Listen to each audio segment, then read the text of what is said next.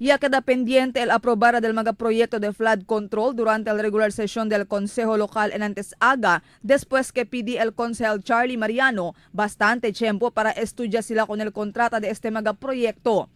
Según con Mariano, necesita sila estudiar con el mga dokumento de este megaproyecto por causa kay todo este mega negotiated contract y no hay sige na normal proseso del subasta. This is my cooperative advice. May I suggest that to give the members ample time, 1 week lang, by next session, this should be resubmitted and re-included in the agenda for appropriate action.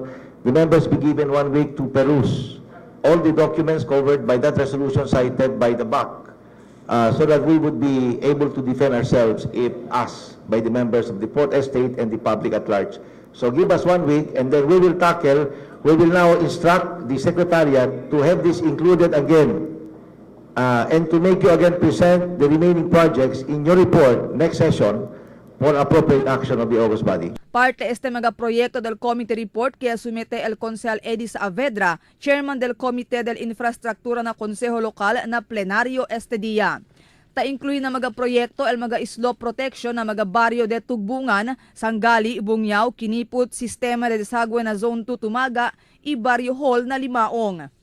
So now I move to approve the 11 items and grant the mayor the authority to sign. Y explica también el Administrative Officer del City Legal Office, Arturo Cabidog, si por qué todo este megaproyekto tiene negotiated contract. It is covered by BAC Resolution number AMP 16-0034, BAC Resolution recommending alternative method of procurement, meaning In other words, a negotiated contract, sir. Why negotiate?